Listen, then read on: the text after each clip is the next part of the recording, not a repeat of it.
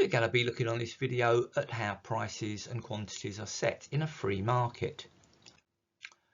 So demand curves slope down. Why? Because consumers do not like high prices. And the supply curve slopes up.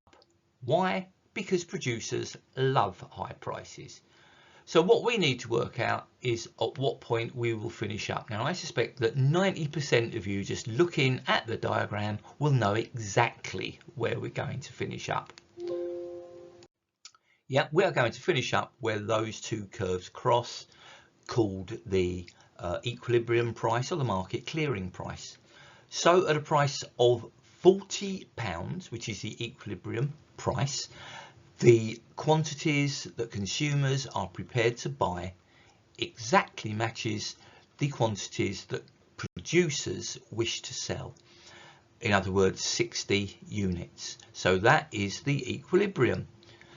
Okay, straightforward, null, because economics is a social science. So with the science bit in our heads, we have to actually prove that. So how do we prove it? Well, basically we play the Goldilocks and the Three Bears game. We say, what if the price was higher than that? What if the price were lower than that? Why would those not be stable equilibria? Well, in this particular case, what if the price were £30?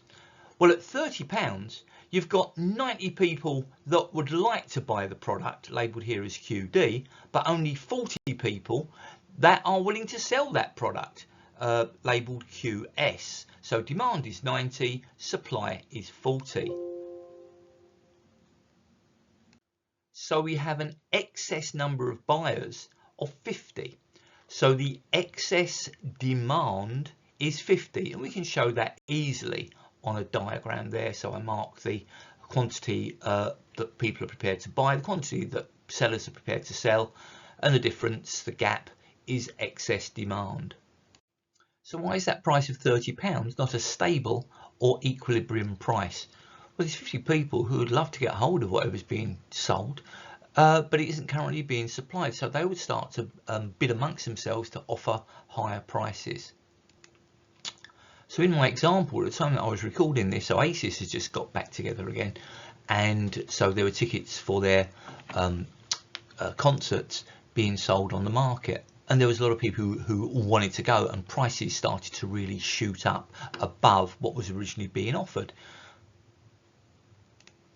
So the market price goes up. And what's more, on those sorts of markets, say for big sporting events or big rock concerts like that, you tend to get touts operating in the market. So what they do is they typically buy at the lower price that the goods were originally being offered for, and they sell to people who are desperate to buy. So supply also goes up. So that's shown by those two arrows there, demand contracting and supply expanding.